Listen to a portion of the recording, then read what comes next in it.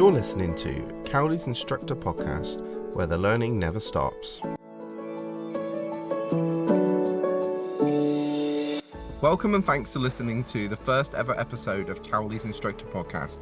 So the aim of this podcast is to provide a platform for learning. I hope to pass on some of my knowledge, but also get some of the top trainers in the industry to come and pass on some of their knowledge. Please click subscribe so that you never miss an episode. If you want to get in touch with me about any training or any questions you have about the podcast or anything you want to talk about, find me on Facebook at Cowley's Instructor Training or on my website, theinstructortrainer.com. So on to today's episode. We're going to be talking to two amazing ADIs, trainers and people in general. And we're going to be discussing we'll be discussing their journey to become trainers and ADIs. We're also going to have a little chat about the first comp on the standards check and part 3 and dig into that a little bit. And then if you wait until the end, you'll be able to hear their top tips for driving instructors. So welcome, Diana and Deucalion. So we're going to start off then with just to find out a little bit about you guys. And I know you guys, but I'm still intrigued a little bit about some of these stories because I probably don't know the details. So we'll start off with you, Diana, I think, and tell me a bit about like how you got into the industry, why you wanted to become a driving instructor, and how you went about your training. Okay, so mine wasn't a sort of lifelong passion or a dream or anything like that, actually, if I'm honest. Mine is related to my husband. So when I met my then partner, he's still my partner now, but he's now my husband. When I met him, he was training to become a driving instructor with a large franchise and had already, gone through the journey and had potentially made a couple of excuses as to why he hadn't progressed further. And then again, didn't go any further. He sat one part 2, didn't do particularly well in it. Not that he shares with me why or how it went. He still hasn't to this day. But anyway, that was that, and that was the end of his dream, if you like.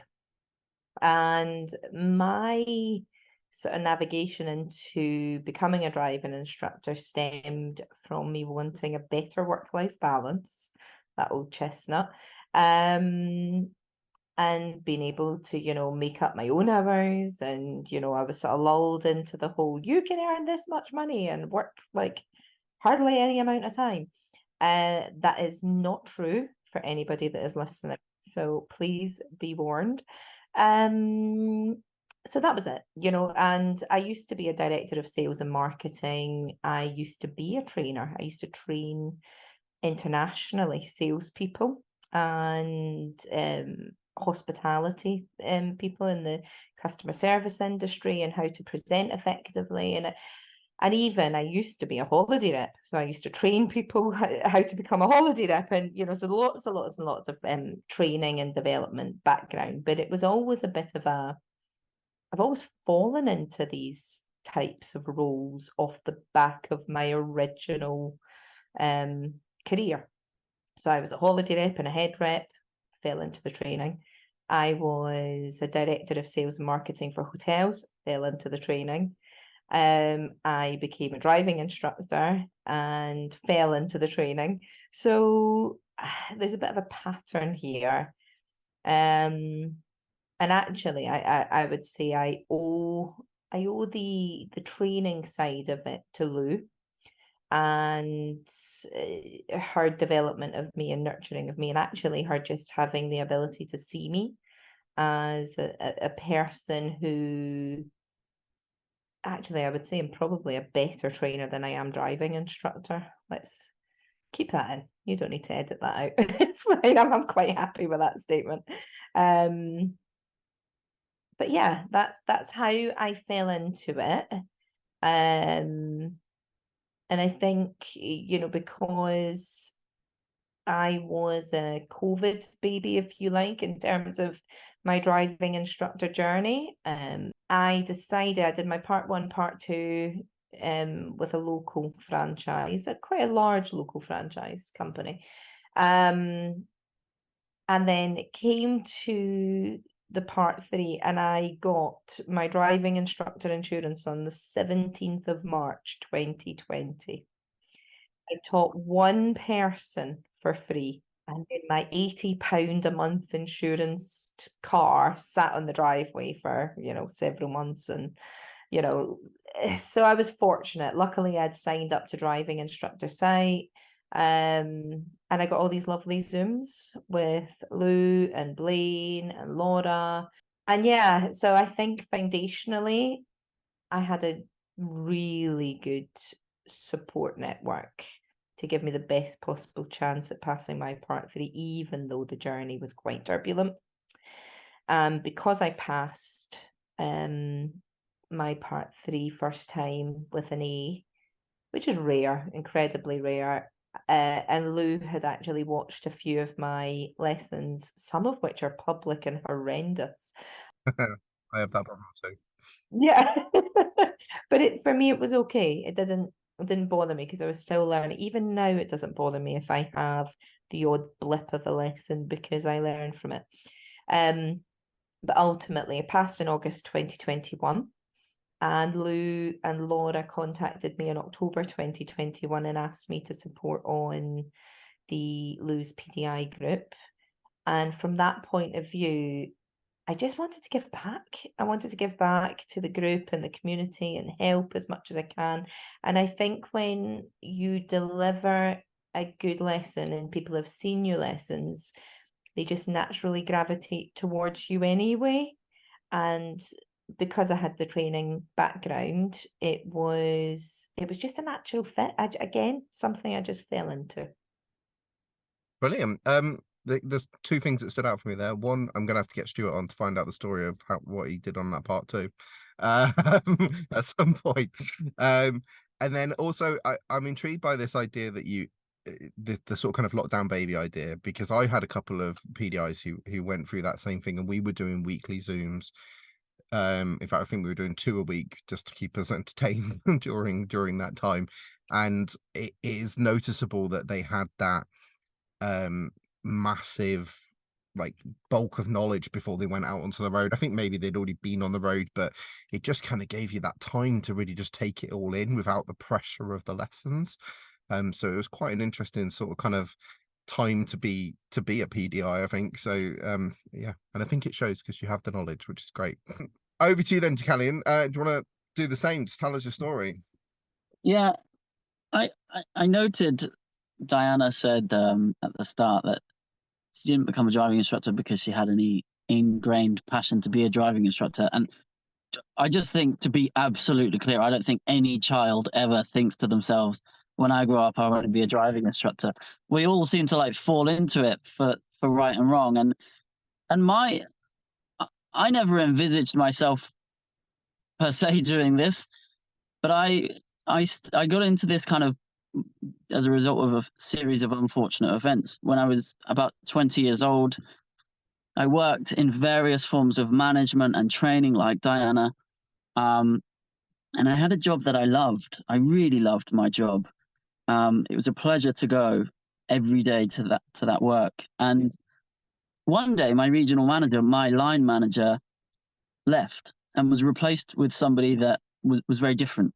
And for whatever reason, we were not compatible. And overnight, I went from adoring my job to hating my job, just instantly miserable. And I kind of upped and left, and I went traveling for a year, and I really reflected on that. And I thought that it became very apparent to me that all the time I was employed, my prospects and my income and where I'd work and how I'd work and how much enjoyment I'd get from work was dictated by other people. And so I was 21 by this point, and I just thought, I'm not going back into employment. I'll work for myself. And I genuinely, if I'm being completely honest, I just plucked the first thing I could think of that I could do self-employed. And I reflected on that. It wasn't quite the diving into the unknown and the abyss, but I considered myself to be a good trainer. I considered myself to be somebody that could speak well and communicate well and had compassion and empathy, and I knew how to drive. Not that that bears any reflection of your ability to teach people to drive, and I want to put that out there. But I was 21 years old, and it was the first thing that I could think that I had a set of skills that could lend itself to. And so I trained like Diana with one of the larger franchises, saw some flaws in the way those larger franchises worked, and I was quite keen to do it my own way. And one of the things, for context, one of the things that was really important to me when I started training as an instructor when I was 21 was I reflected back on my own experience. And I've said this for years. Everybody remembers their driving instructor. Nobody ever forgets their driving instructor. We are this little unique character that everyone will always remember for the rest of their life. But quite often, more often than not, people don't have good stories to say about their driving instructor. And I didn't. I went through about 6 of them. And at least 5 of them were terrible. They were angry. They weren't punctual. They would shout. They would scream. One of them used to physically grab my knee every time I stalled the car and have a go at me. And they'd turn up late, finish at the same scheduled time, and then charge me for the full amount. And when you're 17, that's a lot of money. And you're thinking about the 15 minutes that you got shortchanged. And they were all terrible communicators. And so this was all relevant in my decision, because I was so aware, even at 17, that the standards seemed to be so poor across the average spectrum. And I'm not trying to knock the industry, but there were gaps in the industry that I felt could be worked on. And so by the time I was 21 and I was thinking about what I could do in a self-employed capacity, and I reflected on my own recollection of my memory, and I thought to myself, everybody always remembers their instructor. But it's our choice as instructors to decide whether they're going to remember us for the right reasons or the wrong reasons. And so when I trained, I was so keen to try and just provide some kind of experience where my learners would remember me fondly and could really reflect on their learning and say, no, that was brilliant. I really enjoyed that. I had somebody that understood me. And that was the extent of my vision as a driving instructor for about a year. And then as I was in partnership with a lot of these larger franchises, I realized the flaws in the larger franchises and the way they ran their businesses. And then that kind of led me into training instructors, because the same way a lot of learners have found that they didn't always have good experiences with their instructors, I think a lot of instructors find that they don't have good experiences with the franchises and the schools they work with. And so the next natural progression for me was to really think, how can we do this differently? How can people get, the guys who are training learners, how can they get trained effectively in ways that will mold them and their learners, and maybe even mold the people that then become instructors later down the line? It was never something I was really envisaging as a child by any means. I don't think anybody does that, but it did come from a place of, I didn't have a great experience with my own learning. Can I change that for other people? And then as I went through my training and I found issues with the larger brands and the larger schools, I thought, can I change that for other people? Because people are going to come into this industry, and I'm sure we're going to cover this in this conversation today, but the amount of guys and girls that come into this industry and have terrible experiences, the same way a lot of our learners have terrible experiences with their instructors, is it any wonder that the learners have a poor experience when the instructors are also having a poor experience? So that's kind of how I got into it. And that's ultimately how I got into training instructors, was from a genuine desire to try and just improve that interaction and that corner of the industry for everyone, from the learner to the instructor to the franchise. 8 years down the line, here we are. I'm talking to you wonderful people. That's quite a mission you're on. So I'm intrigued with this idea of, and I love the fact you're right, everyone does remember their driving instructor. My driving instructor now fits my dual controls. So we still know my driving instructor, and I actually remember my driving instructor quite fondly. We didn't have that many lessons. My dad taught me, and then I had like the bolt-on lessons. I was one of those annoying pupils. He, but yeah, he was friendly. It was nice, and I actually had quite a good experience with my instructor and with my trainer actually with a national school. But I think again I was quite rare in that, and possibly she was quite feisty actually, but I was okay with that. But other people didn't get on with that in the same way that I did. So you talked about wanting to change that experience for your learners and change that experience for your PDIs. Talk to me about how. So, like, what is it that you do with your learners that you think is that moment that they take away, and I'd say the same for your PDIs. Well, for me, when I was 17, I was thinking, I'd quite like one day to be able to provide a better standard than that. And when I was 21, I was trying to do that. And then I became an instructor, and I realized that, and I'm generalizing here, but a lot of the guys and girls that were teaching learners hadn't been trained very well themselves, hadn't been having good agreements with franchises. And so they were probably pressured and stressed, and they were confined and constricted to very difficult contracts. And so it wasn't an environment that allowed them to be the very best trainers that they could be. And so every time I kind of worked my way to a point where I was like, this is where I can make a difference, I realized actually, no, the problem is here. And I kind of climbed up to a point where I really felt like I could. And so to answer your question, I think I, in some form, have had an advantage with my learners and the relationships I have because I was 21 when I started. And a lot of people took one look at me, particularly parents, and thought, no, he's not an instructor. But actually, from a relationship point of view, I had great relationships with my learners, and some of my best friends today are people that I taught to drive because we were the same age and we were probably going through a lot of the same things. An area that I think I do well is I genuinely care about people. I genuinely care about people. That's an easy thing to say. Anyone can say that, but I don't think. I think it's easy to overlook it. I genuinely care about people. I care about the needs of those around me and the people I'm working with. I also think that, and there's no humble way of saying this, but I think that I can communicate very effectively with precision at pace. And I was lucky, like you, I had a trainer who, when I was training to be an instructor, I really got on with. I want to be clear about that. And he gave me a good foundation. So I was fortunate to have that fundamental influence. I actually believe the key to having a great relationship with learners, it has nothing to do with it has something to do with your personality, but it starts sooner than that. It starts from your training, and then as I matured and I fell into this role more and more, I realized that a lot of the reasons we have learners that are having difficult experiences with instructors is because the instructors haven't been given what they need. And so now when I look at the relationships that we have with our learners, it absolutely appears to me that it's built on the skills and the competence and the experiences that the instructors get when they're going through their training.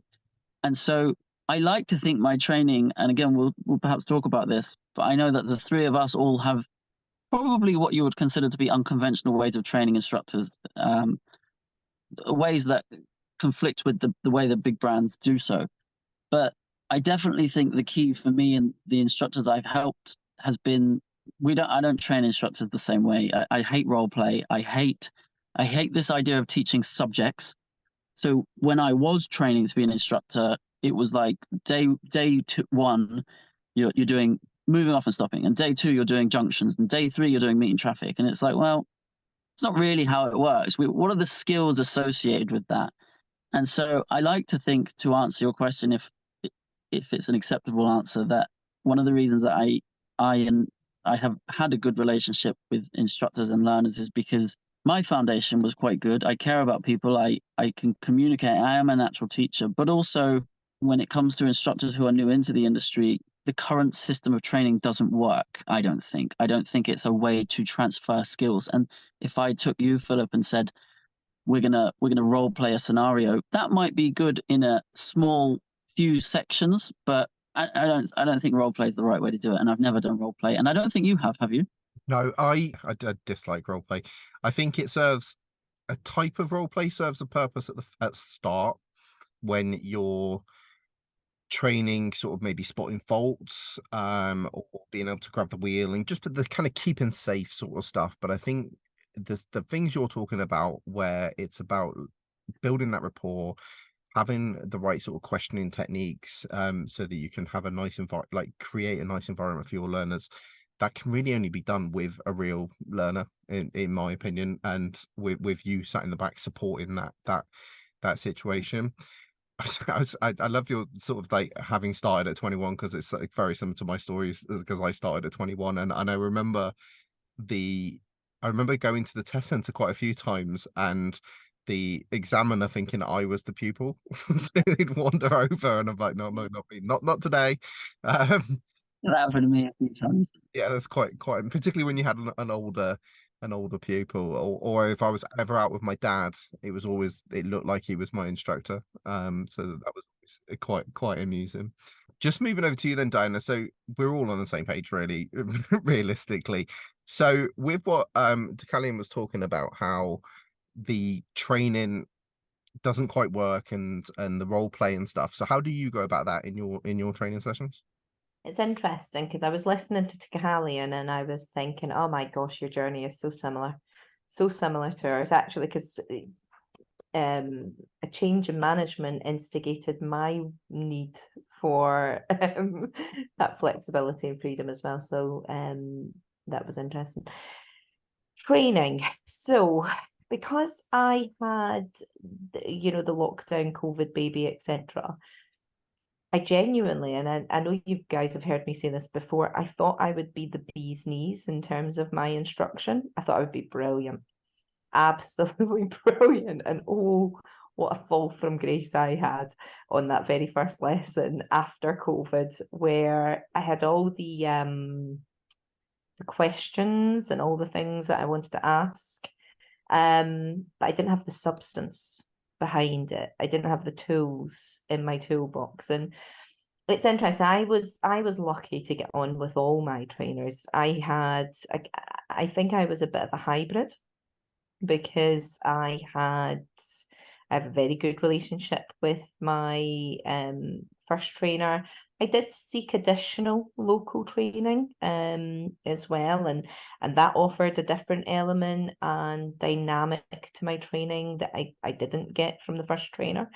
And then, of course, Lou and Blaine and Laura's support added an extra layer. And for me, some of those views, opinions, techniques, styles complemented one another, and some of them conflicted massively. So I would find myself doing a lesson with one trainer in the back, and I would ask a particular question or deliver something in a particular way, and one trainer would love it. And they'd go, wow, that's great. I really like that. I like what you did there. It was nice that you used that as an example. And then I would have another trainer in the back, or I would have somebody watch a video and they would critique it within an inch of its life and hated it. So then I, a bit like Deucalion, started to question, am I being trained or am I being critiqued based on people's opinions? Where's their substance? Where is the text that says I must do it this way? Where is the text that says I must not do it this way? And I think that's when I started to get a little bit more curious in terms of what I was being told and why. And that I have taken through my training sessions. So I'm lucky to have been able to support a lot of PDIs. And actually, when you consider I've only been an ADI myself for 2 years, but I would say I've supported hundreds, which is scary actually to think about that. But one of my go-tos is I encourage them to ask why. If I'm asking them or advising them or suggesting to them a certain element, or as we're going through the competencies or we're exploring tools and techniques that's right for them and right for the pupil, I get them to be comfortable enough with me in order to query what it is that I'm saying, because sometimes we have, or certainly in my experience, some trainers out there tell you what to do, but again, it's lacking in substance. And they don't have that follow-up. I'm a big fan of building rapport. I think of myself as a little bit like a chameleon. God, it's almost like that movie Split. I have different personalities for different people, which sounds weird, but that's a big part of building rapport and being in the moment with people, understanding what they need you to be at that moment in time in order to get them through. And I know we've had conversations, and I'd love to have PDIs that come to me at the start of their journey, and we explore the best ways to develop them. But unfortunately, the reality of the situation is we get people that are on their third and final attempt at part 3, and by God, their cortisol is through the roof because they've been sold the dream and now they're managing the nightmare. And that was a big thing in director of sales when I was looking at hospitality. It was a standing joke that the sales team sold the dream and the ops team had to manage the nightmare. And I just feel like I've been planted in that place again, because these PDIs are let down so drastically by the industry, actually. But that's a whole other topic. We'll go there maybe another time. But because nobody is being encouraged to question the training that's being delivered. And we are all being forced, I'm probably going to ruin my career with this statement, but we're all being forced into doing training in a way that most people don't like, such as role play. And I had someone ask me today if I was an audit trainer, and I'm not. And I asked why that was important to them, and they believed that you had to be in order to be guided or trained or advised in order to pass their part 3. And of course, that's not true as well, but that is the directive from the DBSA. You don't have to be an ADI to be a trainer. It's unregulated. I mean, but people can't believe that when I say that. So I'm just intrigued on kind of wanting to link this to the loose PDI group that we're all admin on, because we do have this sort of balance that we have to kind of create where we are supporting PDIs, but we're aware that we're not in the car with them. And so we can offer advice, but we can't be there sort of supporting everyone in the car, although we do obviously offer like watching their videos of lessons and Zoom sessions, but we're not their trainer. And I think what I kind of want to get across is that we do try and match that balance of not going out there gung-ho saying we are right, your trainer's wrong, because we want to work with the trainers. We want it to be sort of a collaborative sort of kind of effort. And the way we do that is what you just explained, where if we are offering advice that is different to a trainer, then we want the PDI to go and critically think about that and work out what's best for them, what makes sense for them, does it work, try both if needs be, but also, like you say, go and have a look at the literature. And we're very conscious on the group, I think, between all of us as admins, that we won't put anything out that we aren't sure is true and correct and according to the DVSA literature somewhere. So yeah, we're very keen to sort of kind of make sure that is the case, and we quite often have chats. So I'm particularly me, I'm always messaging you guys going, hey guys, is this right? I'm pretty sure it is, but is this right? And we just use that sort of to make sure that we are making, like, I'd never want to give out the information to someone and it not be correct. So yeah, I think that's one of the strengths of the group, is that the content you get there is correct. Basically, you're not getting that sort of 100 different answers from 100 different ADIs. You're getting that answer from people who have checked that it's correct, basically, between us. So I just want to move on a little bit. we're going to have a little talk about the competencies now. So my goal on the podcast here is to go through the 17 competencies and just to spend an episode on each one, to having a little chat, discussing maybe what some of the pitfalls are, some of the solutions that we can come up with to make sure you're hitting these, because I particularly wanted to make sure, although I want this podcast to showcase you guys and your stories, I also wanted it to be a bit of a training podcast. So I want people to sort of have something to take away and learn from. So the first competency is, did the trainer identify the pupil's learning goals and needs? Now, I'm going to let one of you guys, I think Deucalion, I'll let you explain this competency. But before you do, I just want, from my point of view here, I think this may be the most important one. I think it is my number one competency. There are lots in there that are really important. I suppose all 17 are. But I think if you don't get this one right, you don't pass. It's as simple as that, because if you get this one wrong, all the others come tumbling down and you don't get a pass. So yeah, Deucalion, did you want to just explain to us a little bit what this competency means to you? Yeah, I think I totally agree with what you've just said. So I don't think it's a coincidence that this is the first competency.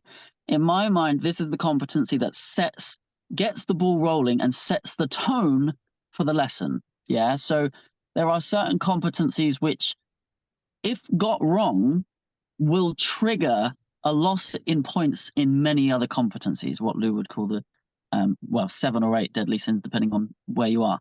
I think that this is one that has the capacity to trigger success or a lack thereof in other competencies. So did the trainer identify the pupil's learning goals and needs? The first thing that I would say about this is there are some key words just in, if you read that carefully. So did the trainer identify the learning goals and needs? That's a really important word that we want to look at.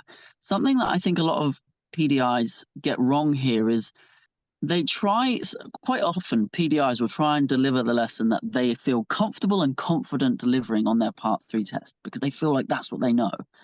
And then so they find the subject that they want, and then they pick a pupil that they get on with.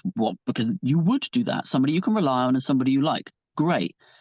But the problem with that, when you do it that way, in that order, is that the subject you like teaching may not be the need that you would identify with that pupil. And so for me, I would generally kind of encourage it to be the other way around. If you're going to try and do it in some order, I would say find a student that's reliable, one that you can have an engaged conversation with, one where you can have a back and forth.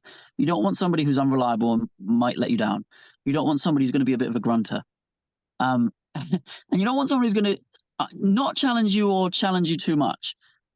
So find somebody that works well with you, where you have a good rapport with, and then identify their learning need. It sounds so simple, but so many PDIs get that wrong. You need to identify their needs. Now, what do I mean when I say identify it? Well, you don't pick it. You don't tell them, you don't choose it.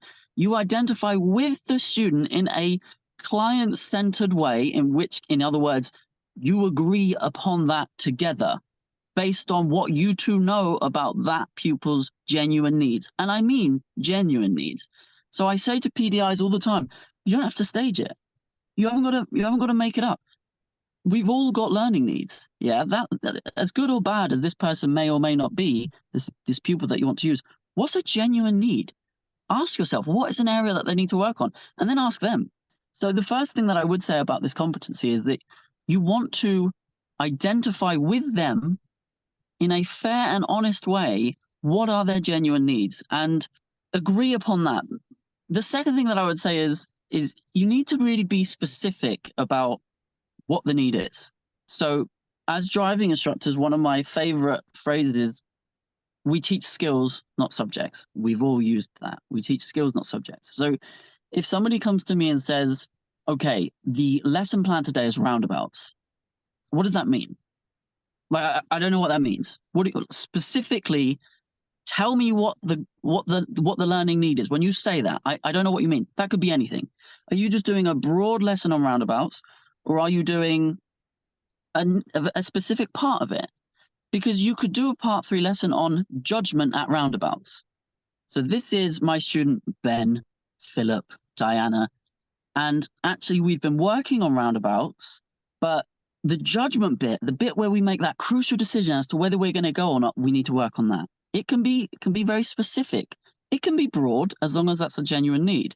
So I strongly encourage instructors, PDIs, to be specific about what that need is with the pupil. You want to both mutually agree the specific skills and needs for that lesson. Can I jump in here a second? Just because you've mentioned teaching skills, not topics. And I'm fully aware of what you mean. But I'm conscious, and particularly actually because I've had this conversation this week with a PDI, that when we talk about skills, that actually I don't think all trainers are talking about the same set of skills that we would potentially talk about. So just talk to me about what you mean about what are the skills in your mind? Well, first, the 5 primary skills as far as I'm concerned, and I think we generally see this the same way, is planning, awareness, anticipation, car control, and judgment. If you look at the skills that we teach as driving instructors, it generally boils down to those 5 skills eventually. Yeah. So that's not to say that you need to go into your part 3 test only picking one of those things. But I would say if this pupil has a need for roundabouts, as I use that as an example because it's a commonly focused area, I would say specifically what are the skills that you need to work on to improve the roundabout. Okay, so the roundabout, excuse the pun, is almost the vehicle. The skill is the vehicle to get to improved roundabouts. So you want to be better at roundabouts, great.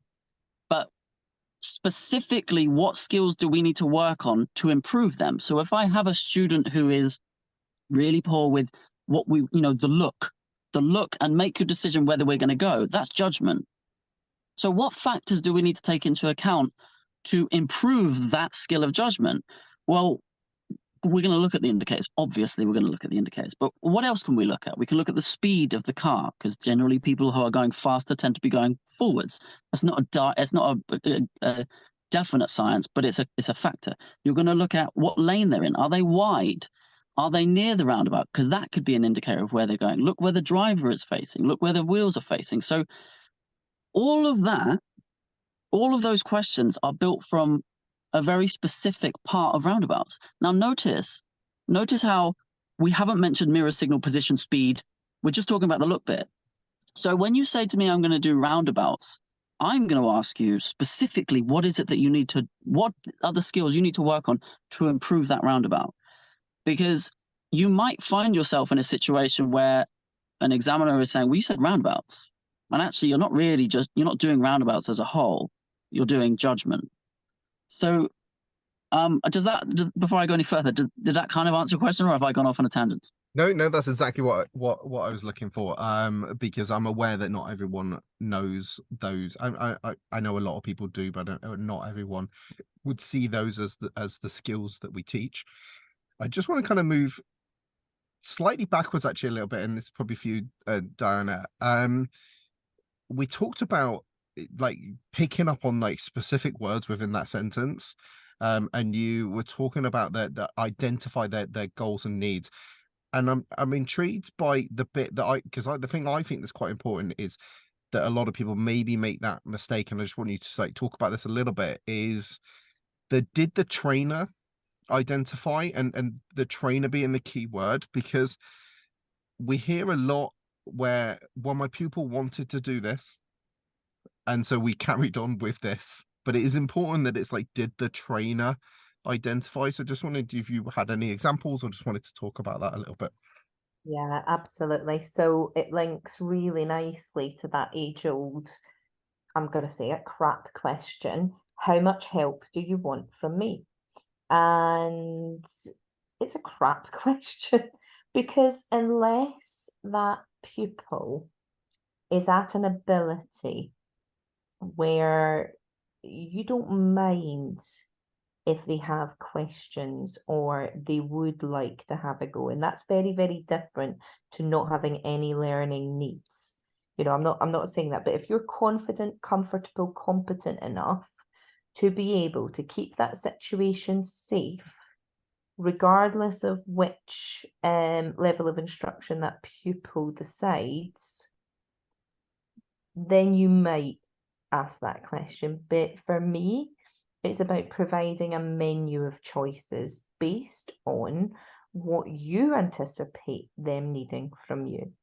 So I'll give you an example of that. How many times, and I don't believe this whole, you know, the pupil says he wants to do motorways, he's not even turned left at a junction. I don't think our pupils are that daft. You know, nobody's asking to do motorways when they can't turn right. That's just nonsense. However, what I do see all the time is, how much help do you want from me? Sorry, I can't do it without doing the voice. How much help do you want from me? And the pupil will most likely say, I'll have a go and you tell me what I'm doing wrong. Because that is the way that we've typically learned through life. You know, mum and dad are encouraging you to do things independently, who can feed themselves today, and all this nonsense. You know, we're very encouraging in terms of developing our own skills. But that's not appropriate. It's not appropriate in a fast-moving environment where you and that pupil are responsible for your safety and everybody else's safety around you. So don't give them that option. Don't say, how much help do you want from me? Because client-centered and client-led are two completely different things. And we see this time and time again where the instructor will say, well, they wanted to, I had it today, I have it most days with instructors. Well, what am I going to do with this? She wants to try it herself. I've said to her, does she want, you know, how much help do you want from me? And she said she wants to have a go. Don't give her that option. You know, and what I tend to do is justify my menu of choices. And what I mean by that is, say, for example, we have covered meeting traffic. We have looked at what we need to be doing in that area. And with the skill of awareness, anticipation, plan, and judgment, car control, it's got all of those in it. Yet, we make the area more challenging. I would suggest to the pupil, okay, Lauren, we're taking you to a new area.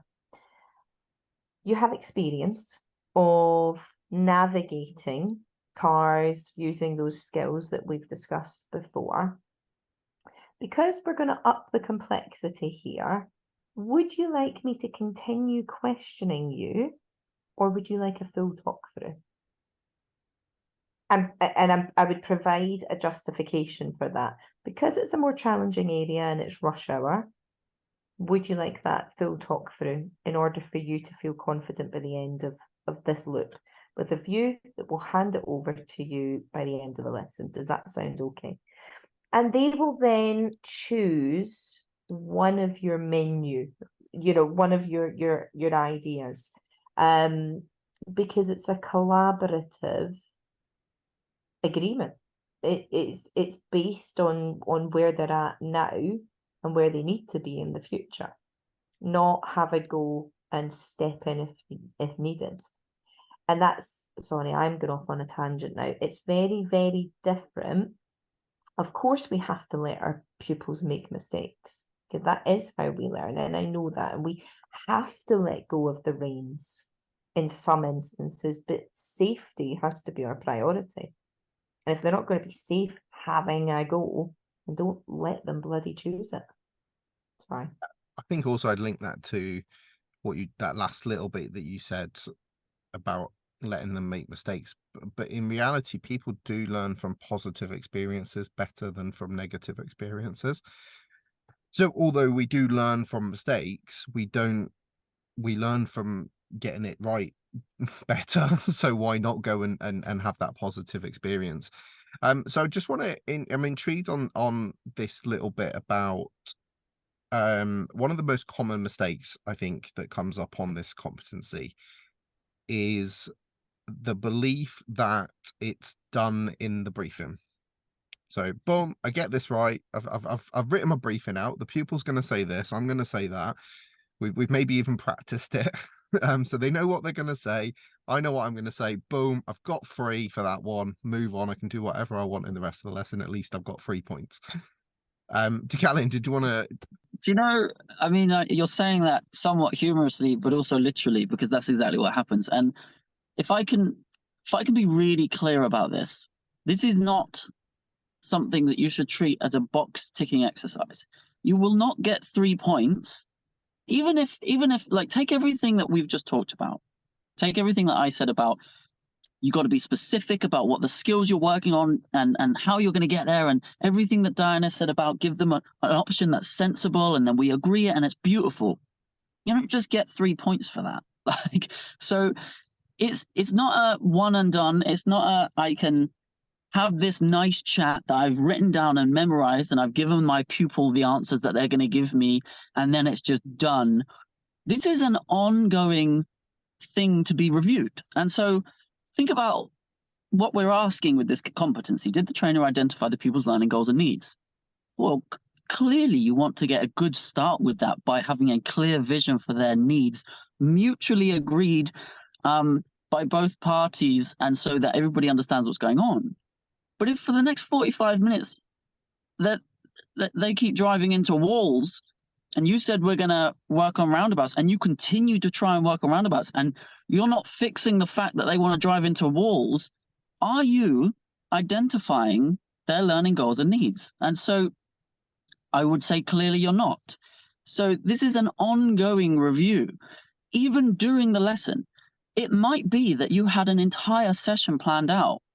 And this is where I say this is one of the competencies that lends itself to other competencies. And I'm sure as you go through the 17 through your podcast, you'll touch on some of this stuff, Philip. But if you get driving as soon as you've agreed this beautiful lesson plan, even if that was their genuine shown needs, even if you were spot on, but it might be that you start driving and the pupil starts doing stuff they've never done before, maybe because they've got this examiner in the back. Maybe they're nervous. Maybe they've had a bad day. Maybe they didn't sleep well. Maybe they have a great day. Maybe they start driving better than you've ever expected. Part of your identifying their learning goals and needs is incorporated in reviewing that over and over throughout the duration of that lesson. And you must be willing to change the plan. And I know that that's a competency in and of itself. You must not fall into the trap of thinking that this is, I get 3 points if I get this conversation right. That's not how it goes. You have to stop your pupils driving into walls, and you have to fix that. And you must be willing to adapt the lesson, and you must be constantly identifying their needs and agreeing with them in the ways that, Diana has expressed. Let's be serious. Although we want to show that we're working with our learners to agree their needs. We don't want to just be telling them. That's a bit old school. But also, we probably know a fair amount more than they do about some of their needs, at least some of them. So it's an ongoing thing that you need to be reviewing. It's not a one and done. It's not a tick, yeah, I've done that. It's be willing to review their needs constantly. Yeah, I obviously fully agree. And that bit about it linking to particularly adapting the lesson, I think it's so common to see the same score in both of those boxes.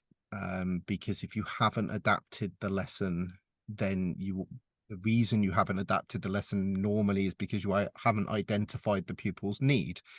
Whether that is because they're making mistakes, and I'm concerned about all your pupils driving into walls, or whether it is actually that the pupil's doing really well and you haven't identified that their new need is to push on. Exactly. So it's very much linked, and quite often we see part 3 forms that is nearly always, well, not nearly always, sorry, because lots of people going past, but I mean, if it's failed, it's either 1-1-3-1 or 1-1-1-1, and the 3 was the area correct. I can't remember the exact wordings, but so sometimes you can get the correct area but not identify the goals and needs. So for example, the roundabout thing, you could be getting a free because you're doing the correct roundabouts, but you just haven't identified that your pupil isn't looking early enough, for example. So you're doing the correct thing, but you haven't identified your pupil's need, and so therefore you're going to get 1 free 1. Can I give a really quick example on that? I was working with a PDI once whose pupil had a genuine need on roundabouts. Genuinely, that's what they were working on, and genuinely, that's what they needed to work on. But the pupil had a real anxiety about judgment, about knowing when to go, and it was a manual transmission. And what happened was, although they were working towards the shown needs up until that point, every time they came to a roundabout that wasn't empty, the pupil would be so anxious about taking that gap that the pupil would stall. He'd step off the clutch and he'd try and pull away quickly because he was so full of dread that he'd stall. PDI took control, handled the situation. Let's get out of here, and did everything in that moment that was right. Allowed the pupil to be comfortable and controlled, and didn't let them lose their head, and took them out of that scenario. We came to the next roundabout that wasn't empty, and the same thing happened again. Pupil stalled, instructor took control, made the pupil feel comfortable. It's okay, don't worry, we're going to get through this. Let's get out of the situation. Took them to the next roundabout, and the same thing happened over and over and over. Now, yes, that pupil has a need for roundabouts. Yes, that pupil has anxieties towards judgment and towards other traffic. But at no point did the PDI ever address the fact that he kept stalling, ever address the fact that there was a need, specifically, there was a need here. And so he just allowed this learner to continuously stall. And lo and behold, at the end of the session, the examiner said, you didn't fix the learning need. He was stalling at the very first roundabout, and he was stalling at the very last roundabout. So you never addressed that. You did beautifully to get them out of that scenario. I believe that this lesson was a lesson that needed working on, but you were so tunnel visioned on what you wanted to do, you didn't account for any other errors, and stalling wasn't on your menu. So you never fixed it. You just said, we're going to do that next time. We're going to work on your stalling next time. And I think that's a good example of that. Absolutely. And my guess that would actually probably have been 1-1-1-1, because you're no longer in the right area either, because although you were doing roundabouts, you now probably needed to take that pupil somewhere a bit quieter to work on their moving off. Yeah, it's a classic example. I'm sure there are going to be people listening that have done that on lessons or done that on part threes. And yeah, it's just a classic example of falling into that trap. So we've talked about mistakes. We've talked about potentially what the competency is about. I'm intrigued, and I'm probably going to put you both a bit on the spot here. I'm starting with you, Diana. So what are your solutions to it? So what do you tell your PDIs to go and do to not fall into this trap? So for me, a big one is to be in the moment. If you hear yourself, and I'm a great believer in teamwork as well, so I get the pupils. It's again very collaborative. So during the PDI sessions, we talk in a nice way about what the pupil can do to help the PDI. And I don't mean put on a show or give scripted answers or any of that nonsense. But what I do mean is, if you hear your instructor ask you this question, let him know. Let her know that it's not right. The how much help do you want from me? If you find that the instructor is telling you stuff you already know and swaying from that agreed level, and you are comfortable, competent to do it, let them know. Your job is to get them to shut up by the end of it. If you feel ready, communicate that to them as well. And I think another little trap that instructors fall into, and I'm sure you guys have heard this as well, the lesson before the lesson before the part three. So I have PDIs come to me and say they're straight lining the roundabout. Should I save that for the part three? No. Do not go looking for trouble. Trouble will find you. It will bite you in the backside without you even having to look for it. And also, what kind of message does that send to the pupil when in one lesson they're straight lining it and we say nothing to them? The next lesson, we don't fix it because we want to save it for the part 3.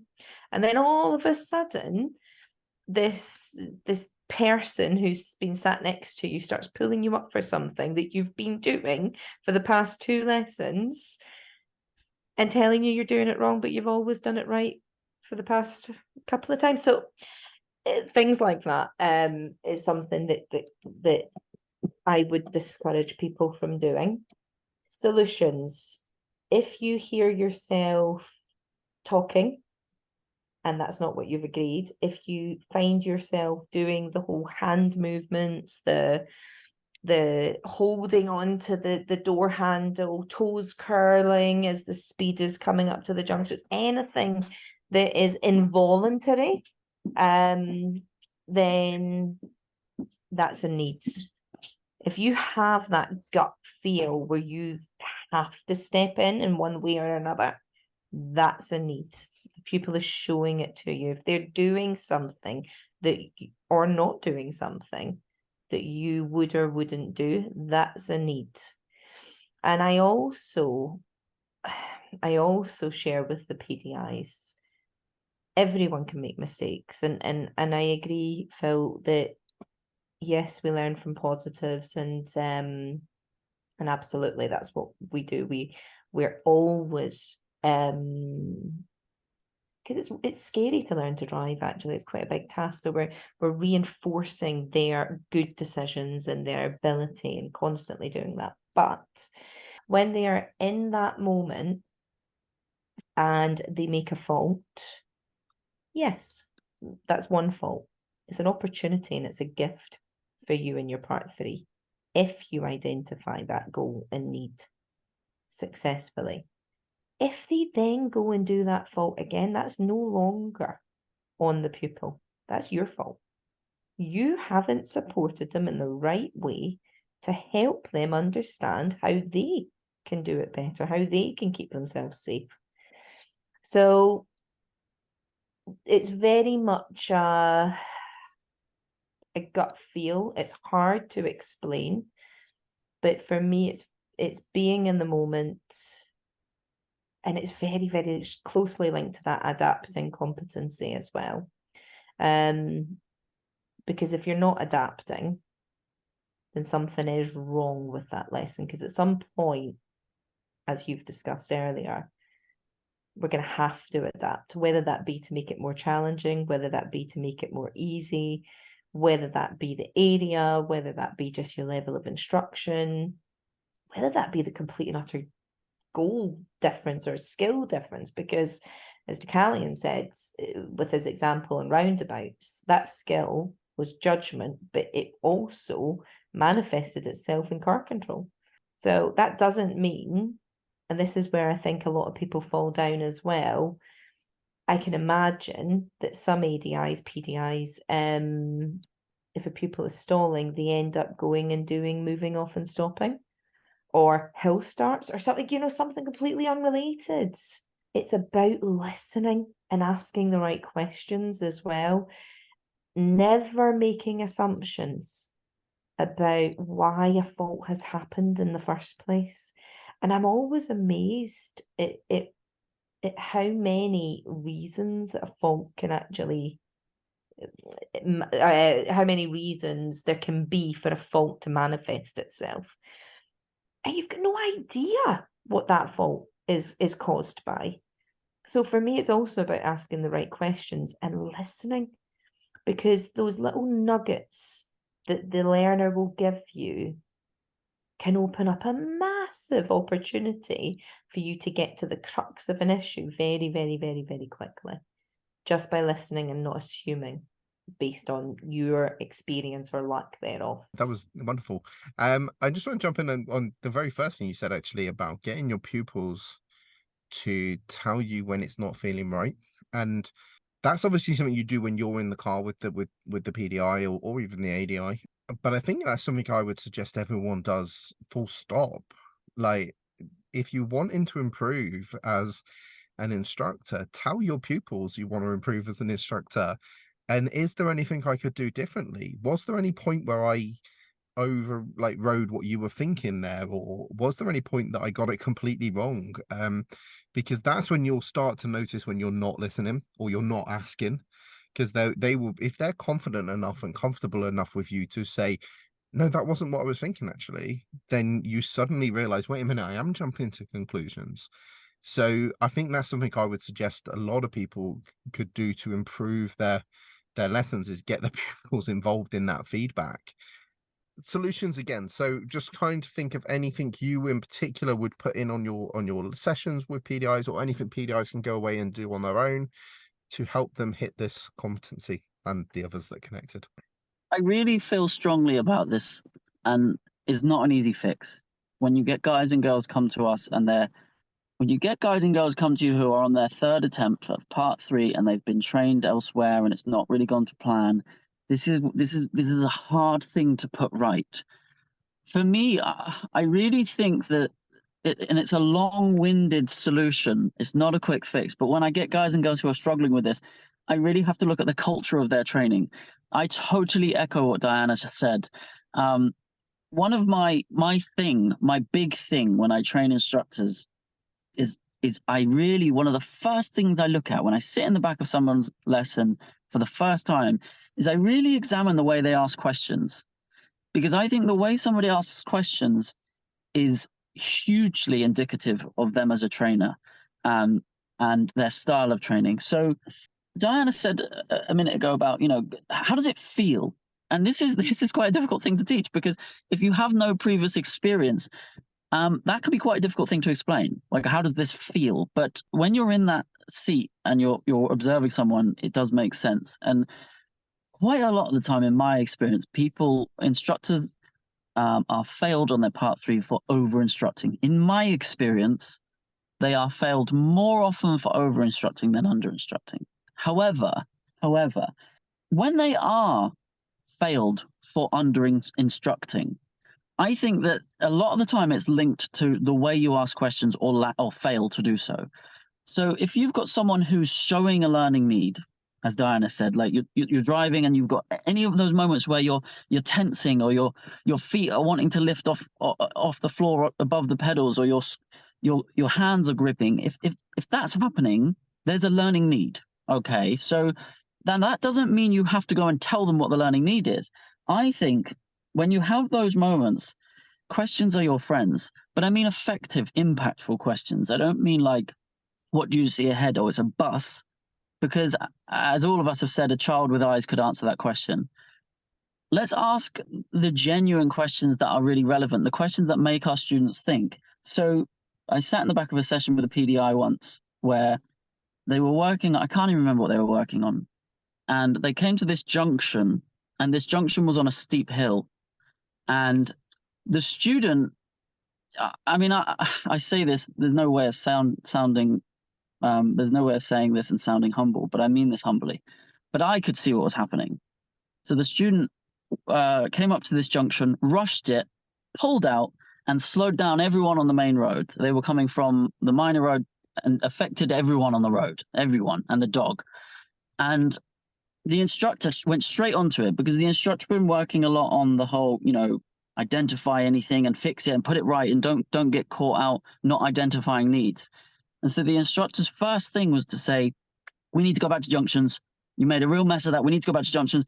And we went away and drove around really basic, quiet T junctions for about 15 minutes.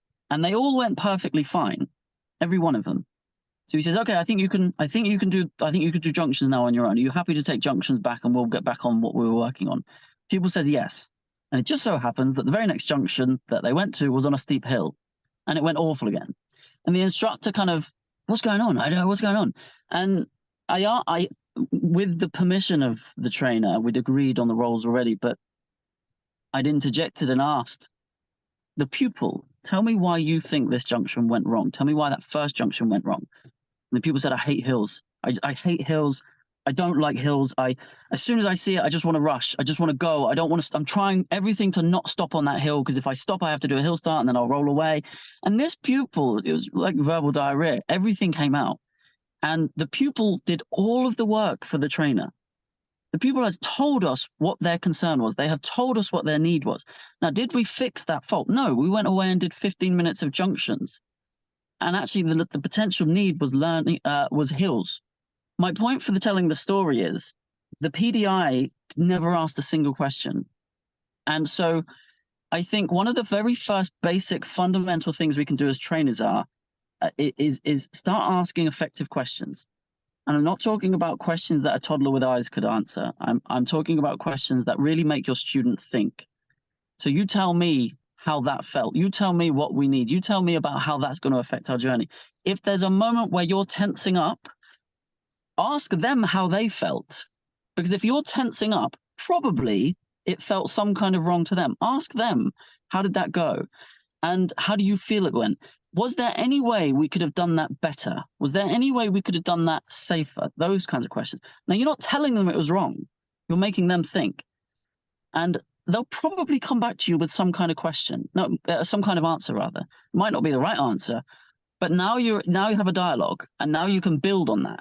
And I say all the time, it doesn't matter what answer they give you. If you're asking them questions that make them think, you'll eventually get to some kind of need. And I think that's an extension of what Diana was talking about. But when I see the guys and girls who lose a lot of points on their part 3 for under-instructing, almost always it could have been fixed with just asking some more questions that make the pupil think. Don't ask dead-end questions. What do you see ahead? It's a bus. Ask them, what are you thinking about this scenario? How did that feel? Did that feel like it could have gone better?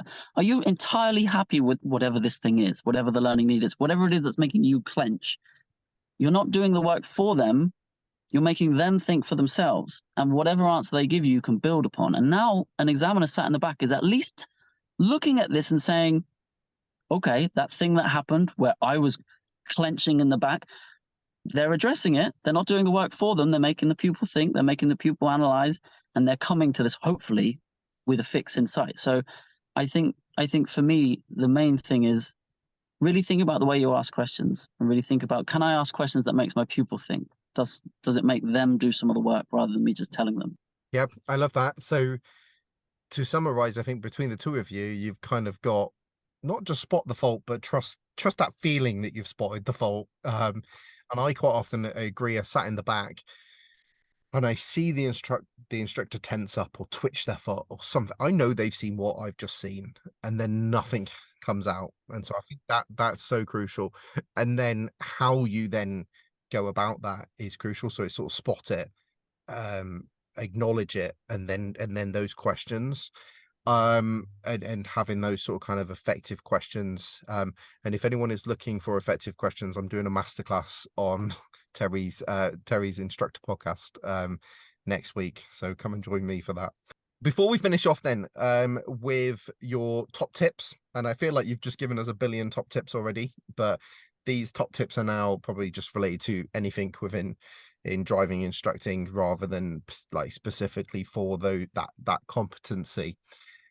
Before we move on to that though, do you guys want to just tell everyone like where they can find you for training, because you both sound awesome, and so I'm sure there's going to be loads of people that want to come and train with you guys now. Diana, do you want to? Yep. So you can find me on toddsdrivertraining.co.uk, or as Phil mentioned earlier, I'm one of the admin, we're all admin on Lou's PDI group. What about any local training? Who like, if anyone's local to you? Interesting. I'm so glad you mentioned this actually. I was having sorry if I'm going off on a tangent, but I had a conversation with somebody a couple of days ago. And we were chatting away for ages, and he was having his part 3 soon, and he just randomly said something about, he was talking about roundabouts and all sorts. And then I said, where are you based? And after about 20 minutes of a conversation, and there was no chance of us meeting one-to-one, or I didn't think so anyway. And he's like, oh, I'm based in the Wirral. And that's where I'm based. I'm based in the Wirral, which is sort of Merseyside way. I was like, I'm in the Wirral. And he was like, I thought you were in Scotland. And the amount of people, Can't imagine where you got that from. yeah, it was funny, and a lot of people think I'm in Scotland. Obviously, I'm from Scotland. I've also had it the other way, where people have requested a one-to-one in Cumbernauld or somewhere like that. And I'm like, it's too far. But of course, as you said earlier, we can do video sessions, one-to-ones, phone calls. There's lots of opportunities where we can help. So, Deucalion, where can everyone find you for training? Well, so I'm based on the south coast in Portsmouth. I also spend about 50% of my life in Cardiff. So if you're in either of those two locations, you can directly get me there. But I'm also one of the admin on Lou's PDI group. If you're trying to contact me outside of those avenues, then you can do so at www.one-drive.co.uk. The driving schools, One Drive School of Motoring. We're on Instagram, we're on Facebook. So any of those avenues, you'll get hold of me. Awesome. And I think both of you mentioned Lou's PDI group there, and I would massively advise any PDIs listening to come and join that group, whether you want to do paid training or not. It's just an amazing support group with, like we talked about earlier, where you're getting the correct answers. You're not getting a billion different opinions. And everyone is so supportive in that group. It's ridiculous how supportive they are of each other. So yeah, anybody who's looking for that support, then definitely come and join that group.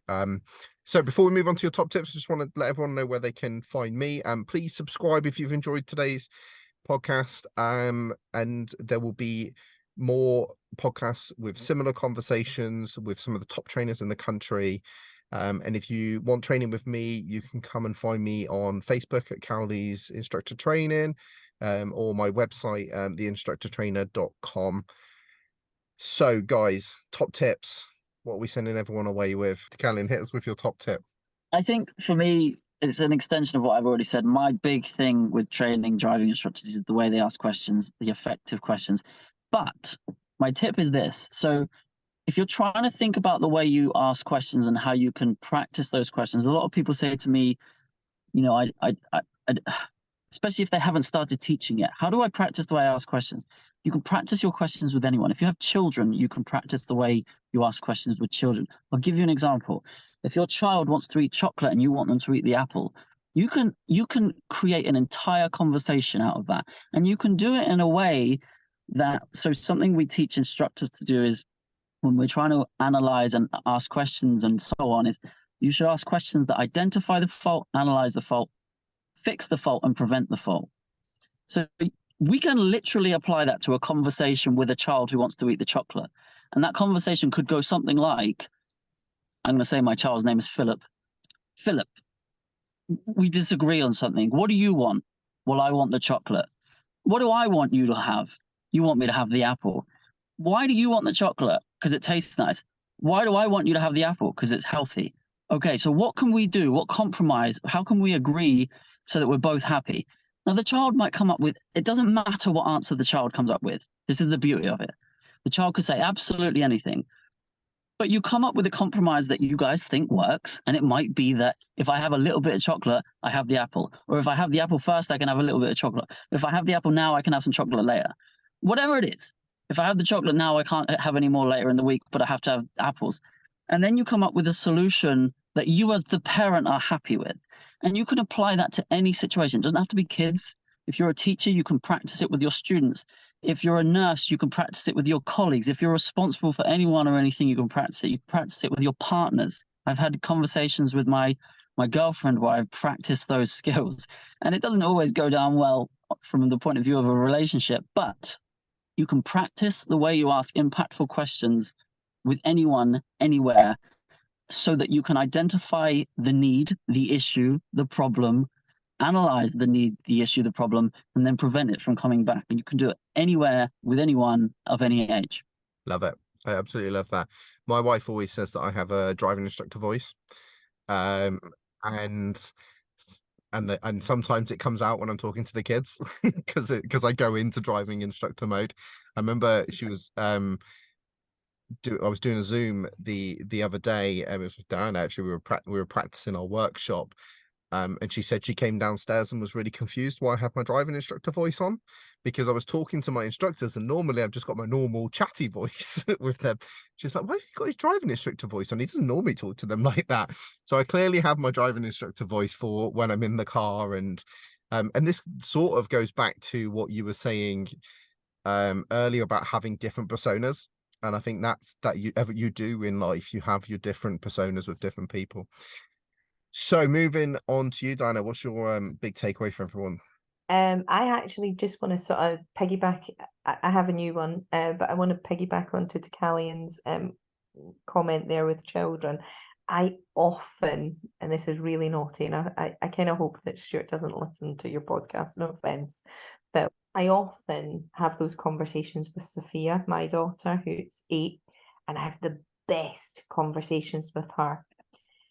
But I do it as a teaching and learning strategy session with Stuart in terms of showing him the skills, often as a rescue attempt when, I'll say, poo has hit the fan. When you know, mini me is having a meltdown over X, Y, and Z, generally down to lack of communication. So yeah, I'd compliment that and fully agree. Before you go into your top tip, I just want to actually say that you have got some amazing videos with Sophia, and watching, like, getting her to be aware of the road. So I think anybody looking at that, it's on your Facebook page, isn't it? Yeah. A great way to have to, again, practice those questions with your kids, but also actually what a great way to get your kids to start to be aware of the road, whether that's for crossing the road or for the future driving. She's going to be a ninja driver by the time she's 17. So Absolutely magnificent. She comes in and it's that no assumptions on what the answer is going to be. I never know, and she really, really surprises me with some of her insights.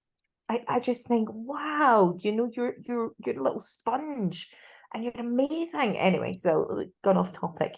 I have changed my top tip because we were discussing this earlier. Mine is going to be, and again, without kind of any accusation or judgment in this statement, but work smarter, not harder. If you find yourself firefighting continuously, find a different way. You know, if you're asking question after question after question after question after question, find a better question. And when I say work smarter, not harder, especially with this competency, actually, I really struggled with this as a PDI because when pupils are learning to drive, wrongly or rightly, we don't necessarily pull them up or fault fix every blooming fault because by God, it would soul destroy them. But the problem with that is that when it then comes to the part 3, we then habitually overlook faults or we let them away with things because we don't want to soul destroy them. So practice that part 3 environment. Have somebody in the back of your car. Practice delivering 45-minute lessons. Practice and tell your pupils that this is what you're going to do. You know, we're going to really strip back. We're going to look at every developmental opportunity. So again, I wouldn't even call it faults. It's a development opportunity so that you can be the best that you can be. Because of course, all of our lessons aren't like that. Could you imagine we pulled our pupils up for every goddamn fault on every lesson? You wouldn't even get out of the nursery route without actually being fired as a driving instructor, probably. So that I struggled with, and I asked my trainer that at the time, at what point do you practice pulling, identifying, analysing and fixing the faults for all of them without crushing their souls? And my advice would be to practice it with the pupil's understanding that there is a developmental need, and you know, it's practice delivering a part 3 session with people in the back, fixing faults, and work smarter, not harder in doing so, so that you get good at being good and not good at being very bad. Thank you very much. So thank you everyone for listening, and like I said, please subscribe and keep listening. We've got loads more guests coming up, and thank you two for coming on and being awesome. Cowley's Instructor Podcast, where the learning never stops.